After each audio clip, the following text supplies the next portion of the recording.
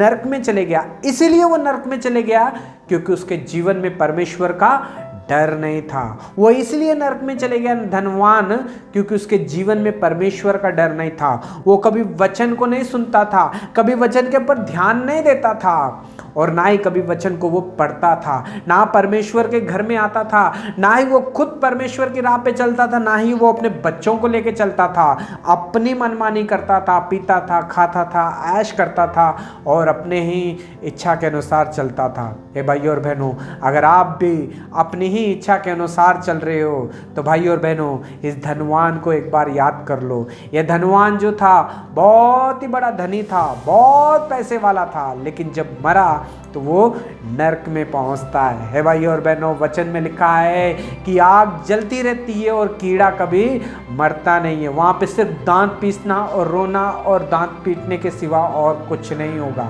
हे भाइयों और बहनों, हम देखते हैं कि धनवान वहां पे रह के चिल्ला रहा है, धनवान वहां पे रह के बोल रहा है कि आग आग से मेरा शरीर जल रहा है, मुझे कोई बचाओ, मुझे कोई बचाओ। लेकिन वहां पे बचाने वाला कोई नहीं था क्योंकि उसने अपने जीवन में कुछ अच्छा बोया ही नहीं था। उसने अपने धनवान होते हुए भी कभी किसी की मदद नहीं की थी, धनवान होते हुए भी कभी परमेश्वर के वचन के ऊपर ध्यान नहीं दिया था, धनवान होते हुए भी कभी परमेश्वर के वचन को नहीं पढ़ा था। धनवान था लेकिन कभी परमेश्वर के घर में नहीं गया था। परमेश्वर ने उसके जीवन में सब कुछ अच्छा किया, सबसे खास बनाया, लेकिन उसने परमेश्वर को ही पीछे छोड़ दिया। है भाइयों और बहनों, इसलिए वो मरने के बाद में भी वो नरक में पहुंच गया। हे भाइयों और बहनों, आज परमेश्वर इस वचन के द्वारा हमसे बात कर रहा है। आप भी धनवान हो तो बहुत ही अच्छी बात है, अगर परमेश्वर ने आपको धन दिया है तो बहुत अच्छी बात है। इससे हमें परमेश्वर की महिमा करना चाहिए। क्या धनवान होते हुए अगर आप परमेश्वर को टाइम नहीं दे पा रहे हो, बाइबल नहीं पढ़ पा रहे हो, प्रार्थना नहीं कर पा रहे हो, परमेश्वर के घर में नहीं पहुंच पा रहे हो, तो आज परमेश्वर इस वचन के द्वारा हमसे बात कर रहा है। धनवान भी अपनी मर्जी के अनुसार जिया, अपनी शर्तों के अनुसार ही वो जिया, लेकिन जब वो मरा तो वो नरक में चले गया।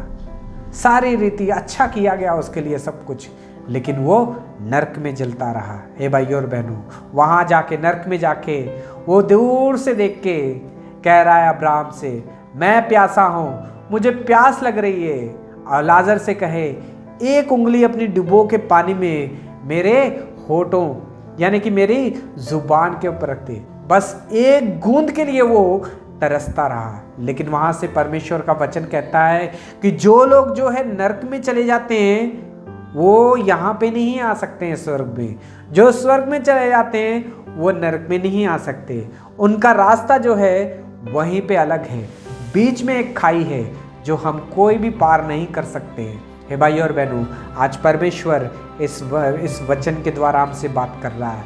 मरने के बाद में भी एक जीवन है, मरने के बाद में भी एक स्वर्ग है, एक नरक है। अगर आप भी प्रभु यीशु मसीह के ऊपर विश्वास करते हो कि प्रभु यीशु मसीह मेरे लिए इस दुनिया में आए, मारे गए, गाड़े गए, तीसरे दिन मुर्दों में से जी उठे, मेरे लिए खून बहा दिया, मेरे जीवन को बचाने के लिए खून बहा दिया, अनंत जीवन का वारिस बनाने के लिए उसने मेरे लिए अपनी जान दे दी।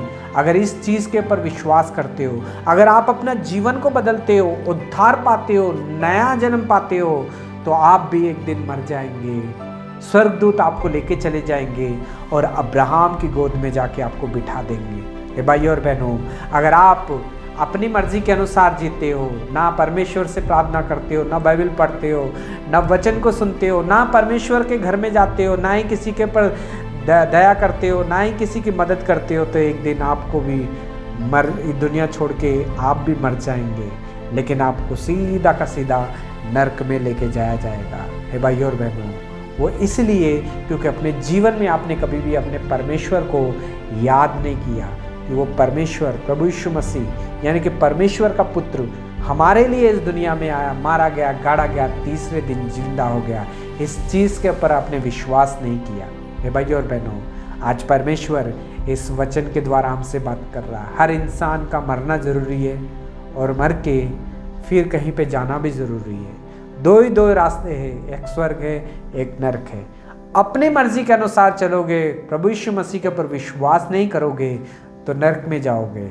अगर आप परमेश्वर के वचन के ऊपर विश्वास करोगे तो परमेश्वर आपको अब्राहम की गोद में बिठाएगा। प्रभु आपको बहुत सारी आशीष और बरकत दे। God bless you.